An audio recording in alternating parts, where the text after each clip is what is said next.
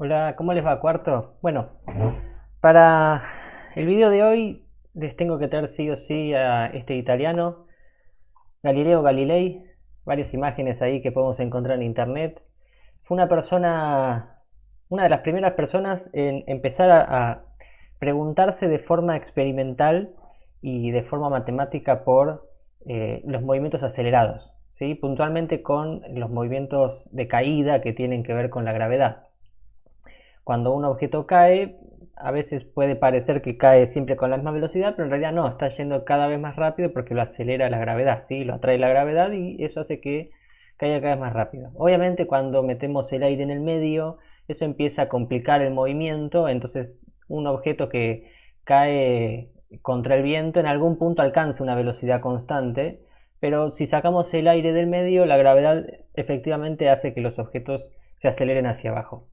Ahora, ¿cuál era el problema de Galileo? En su época, la matemática que existía, que se conocía en ese entonces, no tenía suficientes herramientas para poder calcular el valor de la aceleración, ni mucho menos hacer predicciones sobre la caída de los cuerpos. Entonces, eh, casi todos sus descubrimientos tienen que ver más con la experimental. Él experimentaba mucho con péndulos, con planos inclinados, y bueno, obviamente dejando caer objetos de distintas alturas y bueno, haciendo distintas comparaciones y verificando o refutando las hipótesis que le iban surgiendo sobre este tema. Ahora nosotros ya hablamos de aceleración, ya hablamos de cómo calcular la aceleración. Nos toca puntualmente ahora ver, bueno, cómo hacemos para calcular o meter en el medio el desplazamiento, ¿no? Por ejemplo, yo sé que si un objeto cae desde 100 metros, va a estar cayendo de forma acelerada, ¿no? Y nosotros tenemos la ventaja que podemos sacar de internet la aceleración con la que cae, la aceleración gravitatoria del planeta Tierra.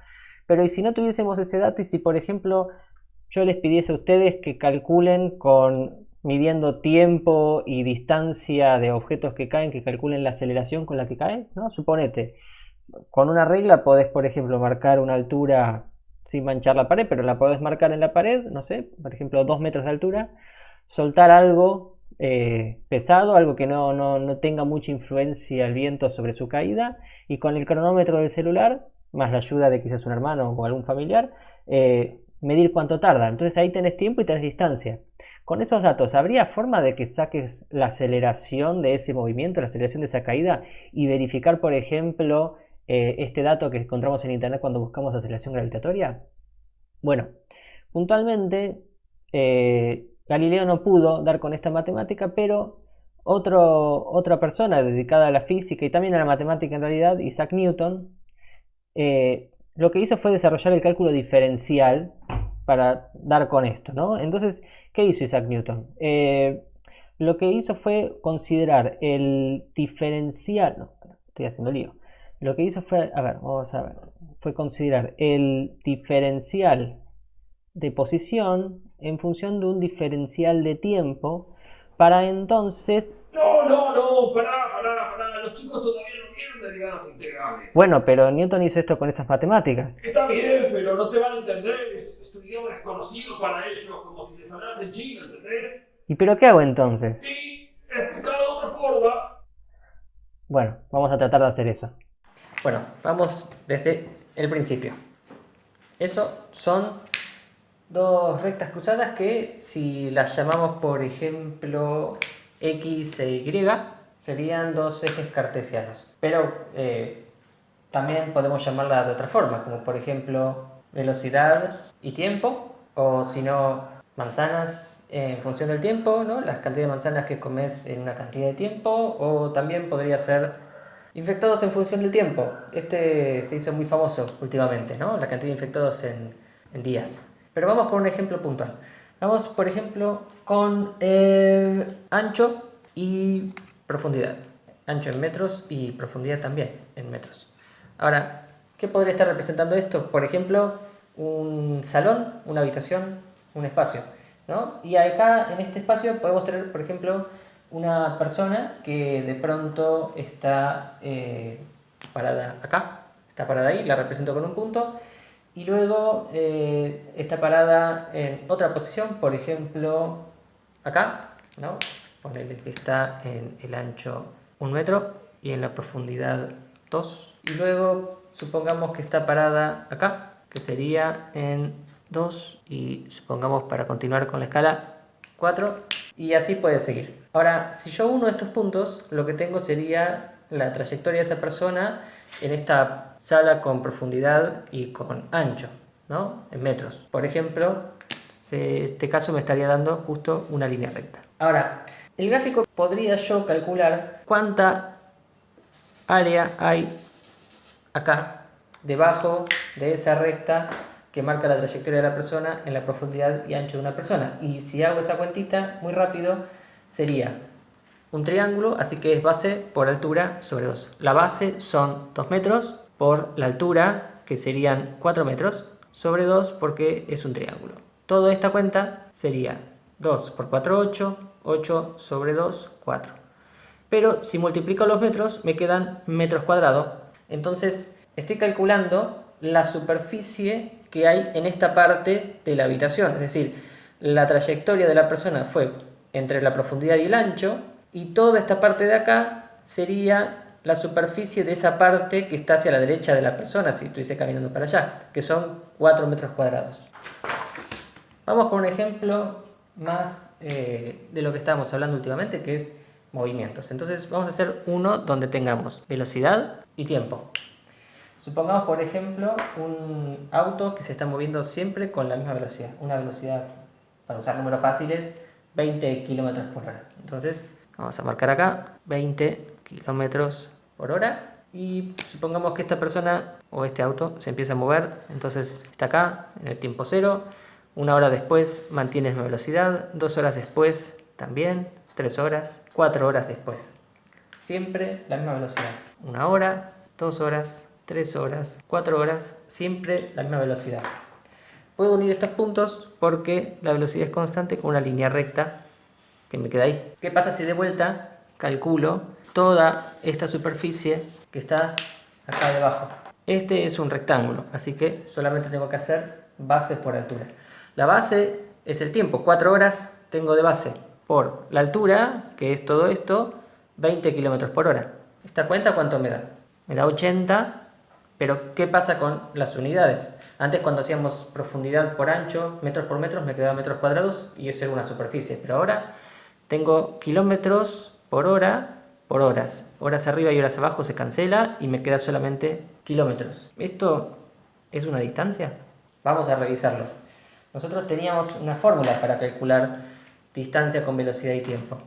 Era una cosa así más o menos. Velocidad igual a desplazamiento sobre tiempo. Si el tiempo lo paso para allá, tengo tiempo por velocidad igual desplazamiento. Acá tengo que el tiempo son 4 horas. La velocidad siempre 20 km por hora.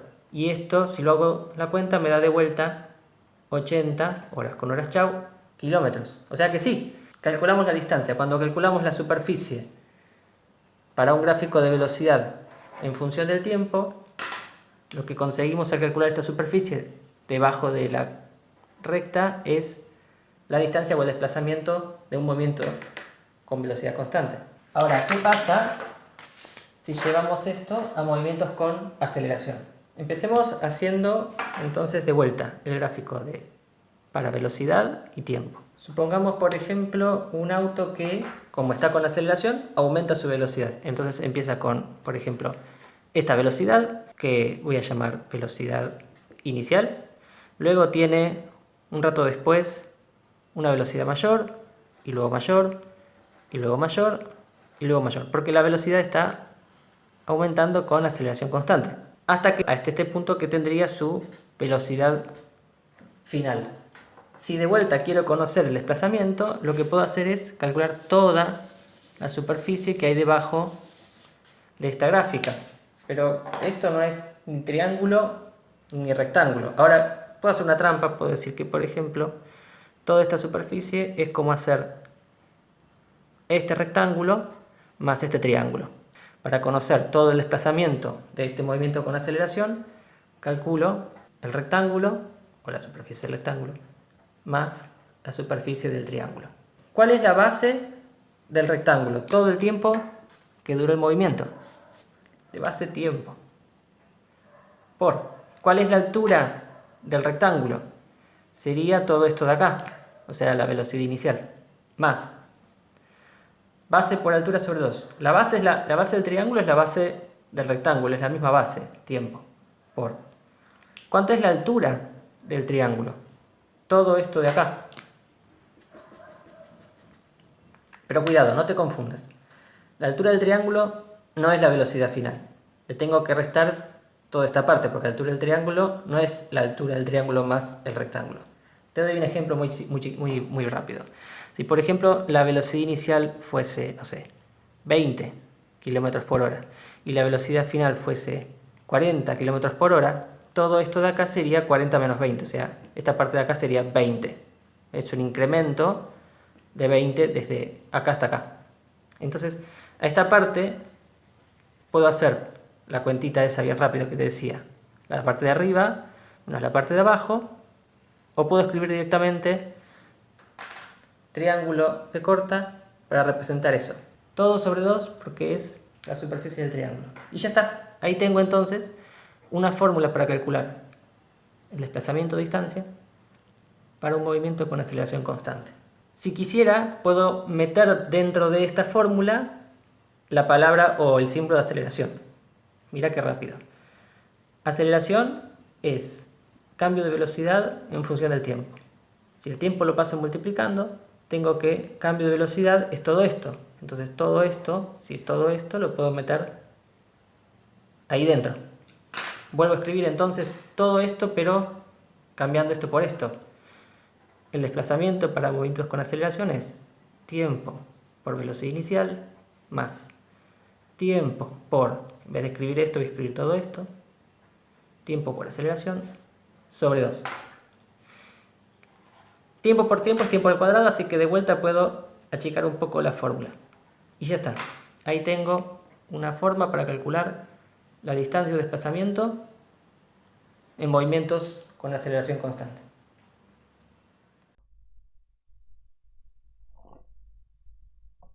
Bueno, tenemos esa forma entonces para calcular una distancia conociendo aceleración, tiempo, velocidad inicial. Es un poco fea, pero por lo menos sirve. Ahora la podemos hacer un poco más linda y lo voy a hacer más que nada porque eh, si te toca física o biofísica en el CBC o si por ejemplo lo revisas en algún libro vas a ver que no aparece así esta forma. Aparece más bien un poquito cambiada. Te voy a mostrar cómo. Para empezar, no se suele escribir desplazamiento igual, sino que se pone todo en función de posiciones, pero vamos a dejarlo ahí. Desplazamiento lo podemos calcular como. Esto es una multiplicación, tiempo por velocidad inicial. En las multiplicaciones el orden no importa, así que voy a poner primero la velocidad inicial y luego multiplicando el tiempo. Luego, este 2 que está dividiendo también se puede poner como un medio multiplicando. Uy, qué feo. Un medio multiplicando. Y nuevamente voy a poner el tiempo al final, así que ahora en vez de poner el tiempo al cuadrado voy a poner la aceleración y finalmente ahí el tiempo al cuadrado. Esta forma es la más usada. Las dos son equivalentes, o sea, las dos me permiten calcular exactamente lo mismo. Pero bueno, vamos a trabajar con esta. Ahora, ¿qué vamos a hacer con esto? Les tengo un desafío. La idea es que puedan ustedes en su casa hacer una medición de cuánto es la aceleración gravitatoria de los objetos cayendo. La idea es que agarren algo que obviamente no se rompa porque lo van a tener que dejar caer, pero que no tenga influencia con el aire en la caída o que tenga la menor influencia posible. Por eso, por ejemplo, un papel abierto no te va a servir. Tampoco un papel cerrado, estaría bueno que sea algo un poco más denso, quizás una goma de borrar, ¿sí? Algo que tenga una forma lo más compacta posible y que sea lo más pesado posible, pero que no se rompa. Bien, ¿cuál es la idea entonces? Poner que vos tenés acá el suelo, bien, y acá tenés elevado el objeto que vas a dejar caer. Ese objeto cuando vos lo dejes caer, lo que va a hacer es recorrer exactamente la distancia que lo elevaste. Por eso, antes deberías poder medir esa distancia que lo estás elevando. Es decir, este dato de acá, vamos a marcarlo con color, este dato de acá, uy, ahí está, deberías conocer lo que sería desde el punto donde lo soltás hasta el suelo, cuál es la distancia. Te conviene manejar ese valor en metros para que después el resultado, que es lo que queremos conocer, que es la aceleración, te quede en metros. Luego, ¿qué necesitamos también? Saber cuánto tiempo tarda todo ese movimiento, cuánto tiempo tarda en llegar hasta el suelo. Esto obviamente lo tenemos que medir con el cronómetro del celular, o si tenés un cronómetro mejor, bárbaro. Entonces el tiempo lo sacamos con el cronómetro. Uy, ahí quiero escribir cronómetro, pero no estoy pudiendo. Cronómetro. Bueno, ahí está. Bien, cronómetro. Bien. ¿Y qué otro dato necesitamos? Vamos a estar usando esta forma. Entonces, el desplazamiento lo medimos con la regla o con un metro. Bueno, el tiempo lo vamos a estar viendo con el cronómetro. Bárbaro. La incógnita, lo que queremos hallar, es la aceleración. Así que este no deberíamos tenerlo en principio. Y la velocidad inicial, fíjate lo siguiente. Si vos el objeto lo dejás caer, es decir, lo soltás, no lo impulsás hacia abajo, sino que lo soltás, en principio la velocidad con la que está empezando el movimiento es 0. Así que este también lo conocemos. Bárbaro. El único dato acá que nos queda por despejar y conocer es la aceleración. Algunas consideraciones importantes. El tiempo tratar de tenerlo en segundos. Ahora, los cronómetros, hay distintos tipos, pero ¿qué pasa con los cronómetros? Supongamos un cronómetro que me mide horas, minutos, ¿no? Ahora explico un poco esto. Segundos y centésimas de segundo. Ojo con eso. Cuando yo paso de, bueno, no vamos a estar trabajando con horas, así que de esto ni siquiera voy a hablar, ¿no? Es más, la caída, por más que la lleves hasta el techo, tampoco te va a durar minutos, convengamos. Te va a estar durando segundos y centésimas de segundo. Ahora, ¿qué pasa? Supongamos que vos el resultado te da, supongamos, ¿no? 0,1 y luego te den centésimas, no sé, por ejemplo, 59. ¿Cómo tomo este valor? Bueno, este valor lo debería tomar como 1,59 segundos. ¿Está bien? Esta separación entre los segundos y las centésimas de segundo que miden los cronómetros lo interpretas como una coma. Digo para después cuando hagas la cuenta en la calculadora. ¿Bárbaro? Eso por un lado. Por otro lado, yo te decía, este valor conviene tenerlo en metros para que luego, metros y segundos, obtener una aceleración, es decir, un valor en metros sobre segundos al cuadrado, y eso poder compararlo con lo que aparece en Internet. Es decir, en Internet nos dicen que la aceleración gravitatoria en el planeta Tierra aproximadamente ronda en los 9,8 metros sobre segundos al cuadrado. Otro dato importante que tenemos que tener en cuenta a la hora de medir. La distancia la vamos a estar midiendo seguramente con algo que tenga centímetros y milímetros, lo tendremos que pasar a metros, ahí no va a haber mucho problema, pero cuando midamos el tiempo tenemos un problema. ¿Cuánto tiempo tardo, o la persona que lo acciona, cuánto tiempo tarda la persona en encender el cronómetro y cuánto tiempo tarda en detenerlo? Ahí hay una pequeña incerteza, hay como una pequeña desprolijidad, es decir, el tiempo que vamos a medir no es exactamente el tiempo que el objeto estuvo cayendo hasta el suelo. Entonces ahí tendríamos que considerar más o menos algunas centésimas de segundo como de error imposible de evitar. ¿Bien? Bueno, el desafío es entonces que puedan hacer esto, compartir el resultado, si se animan a filmarlo y lo suben a internet, todo el proceso y el resultado también, y lo compartimos y vamos viendo cuáles son los problemas que van surgiendo, si es que surgen algo. Bueno, nos estamos viendo.